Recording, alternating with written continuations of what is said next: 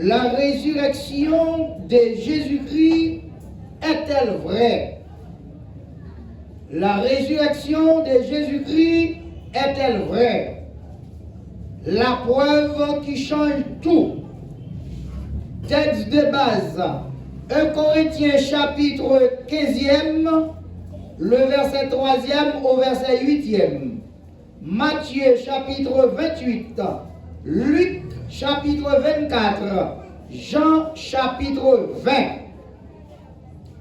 Distinguée autorité qui nous écoute à travers les réseaux sociaux, et spécialement Télé la prophétie Akaïe, bien-aimés dans le Seigneur, mesdames, messieurs, la question de ce jour n'est pas secondaire, elle est centrale, elle est décisive.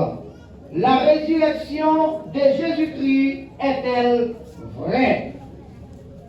Car si elle est vraie, la mort est vaincue, le péché est pardonné, l'espérance est vivante.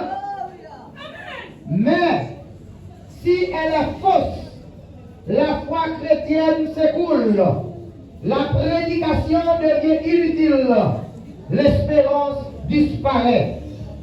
Comme l'a déclaré l'apôtre Paul, si Christ n'est pas ressuscité, votre foi est vaine. Je reprends. Si Christ n'est pas ressuscité, votre foi est vaine. 1 Corinthiens chapitre 15e, le verset 14e. Aujourd'hui, nous allons démontrer que la résurrection de Jésus-Christ n'est pas un mythe, mais une réalité historique, une réalité spirituelle et transformative. La résurrection annoncée d'avance.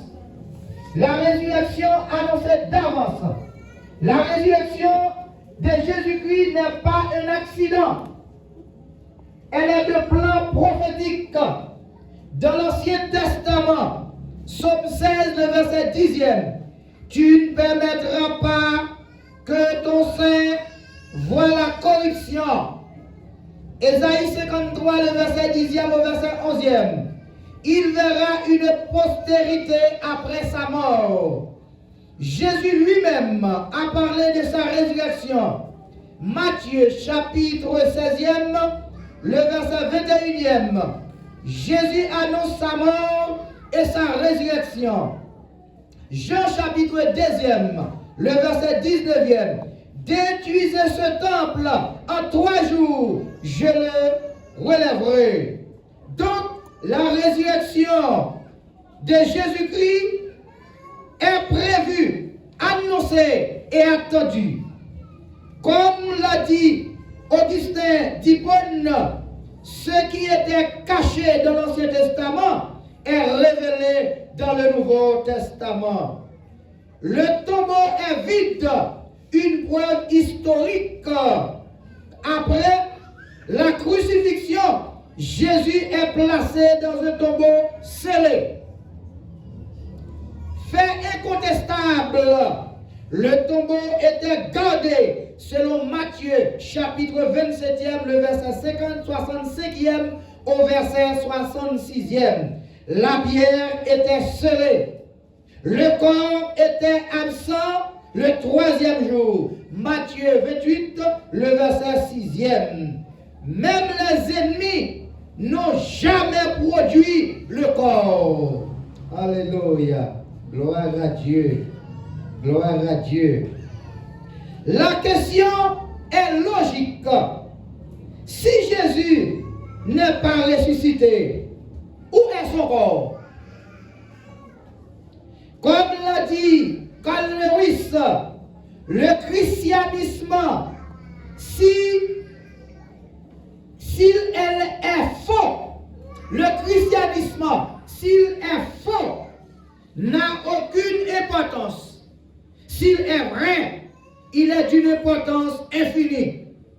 Pour répéter Karl Lewis. Mes chers amis, La preuve en est bien grande. Les apparitions multiples de Jésus. Jésus ne s'est pas révélé à une seule personne, mais à plusieurs témoins. Il y a une liste bien déterminée. 1 Corinthiens chapitre 15e, le verset 5e au verset 8e. Jésus est apparu à Pierre, aux 12, et à plus de 500 personnes à la fois, et à Paul. Ce ne sont pas des hallucinations individuelles. Nous abordons les caractéristiques. Jésus parle. Jésus mange. Luc chapitre 24e, le verset 42e au verset 43e. Jésus se laisse toucher. Jean 20, verset 27. C'est une résurrection physique et réelle.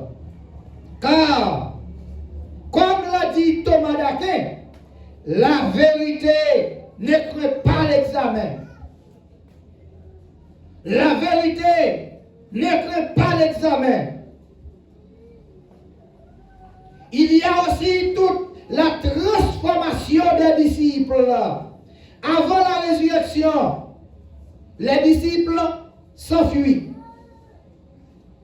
Ils ont peur. Les disciples doutent.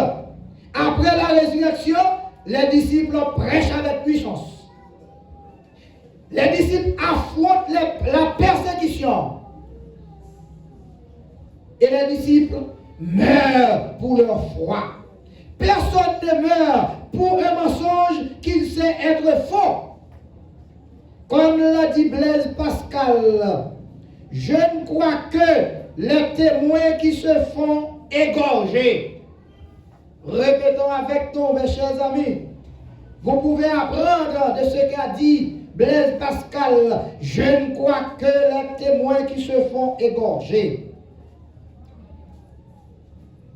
De la résurrection de Jésus naît la naissance de l'Église. Quelques semaines après la mort de Jésus, une explosion spirituelle se produit. Actes chapitre 2e, le verset 41e. 3000 conversions après le message de l'apôtre Pierre. L'évangile se répand dans le monde entier. Et tout commence à Jérusalem, là où Jésus a été crucifié, là où Jésus est mort. Nous avons des arguments forts. L'un des arguments, on ne lance pas un mouvement mondial basé sur un mensonge. Dans la vie même où il peut être vérifié, comme a dit Billy Graham, le grand prédicateur qui a secoué l'humanité à travers ses prédications, la résurrection est le fondement de la foi chrétienne. La résurrection de Jésus-Christ est le fondement de la foi chrétienne. La puissance actuelle de la résurrection. La résurrection n'est pas seulement un fait passé. Elle agit aujourd'hui. Elle transforme des vies. Elle libère des pécheurs. Elle donne une espérance vivante. Romains chapitre 8e, le verset 11e. Comme l'a dit John Wesley, le monde est ma paroisse parce que Christ est vivant. Alléluia. Disons Alléluia. Christ est ma paroisse parce que Christ, le monde est ma paroisse parce que Christ est vivant. Alléluia. La résurrection est toi. La question n'est plus, gloire à l'Éternel, la question n'est plus seulement, est-ce vrai, mais qu'est-ce que tu fais de cette vérité? Quelles que soient les autorités qui nous écoutent, les grands hommes de la terre, il ne suffit pas de poser cette question. Est-ce que la résurrection de Jésus-Christ est-elle vraie? Mais qu'est-ce que vous faites avec la résurrection de Jésus-Christ? Les frères et sœurs qui nous écoutent ici présents, qu'est-ce que vous faites avec la résurrection de Jésus-Christ. À vous de réfléchir. Je suis la résurrection et la vie, dit le Seigneur. Celui qui croit en moi vivra quand même, il serait mort. Mes chers amis, mes chers frères et sœurs, distingués autorités qui nous écoutent à travers les réseaux sociaux, presse parlée, écrite, télévisée, en ligne, la résurrection de Jésus-Christ est vraie parce que la résurrection a été prophétisée. La résurrection de Jésus-Christ a été prophétisée. Deuxièmement, le tombeau est vide. Troisièmement, Jésus est apparu pendant plusieurs fois après sa résurrection. 4. Les disciples ont été transformés. 5. L'Église est née. 6. La résurrection agit encore aujourd'hui. À travers la foi chrétienne, nous faisons des déclarations. Jésus est vivant. La mort est vécue. L'espérance est réelle. Mes chers amis, vous allez répéter avec nous, disons ensemble, Jésus est vivant. La mort est vécue. L'espérance est réelle. Tout le monde a même nous dit Jésus c'est où m'attend. On finit quand même pour délivrer nous. En bas méchant. Disons Amen. Laissez nos belles amen en terre. Gloire à l'Éternel. Il y a un appel vibrant à tous ceux qui nous écoutent, surtout les autorités qui nous écoutent à l'échelle mondiale. Crois-tu que Jésus est vivant? Veux-tu lui donner ta vie? Ne quittez pas là où vous êtes sans prendre une décision. Votre décision est très très importante. Aujourd'hui, c'est jour de grâce. Il ne faut pas compter sur demain. Sur ces mots, prions le Seigneur. Éternel notre Dieu, merci. Seigneur Jésus, nous croyons que tu es ressuscité. Tu transformes nos vies. Donne-nous la foi et fais de nous des témoins vivants de ta puissance. Au nom puissant de Jésus-Christ, nous te prions. Amen. Que le Seigneur vous bénisse abondamment.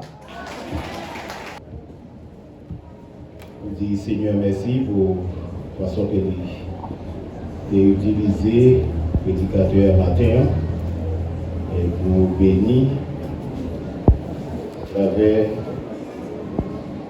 la parole de Dieu. Et on va mettre la parole ça en application.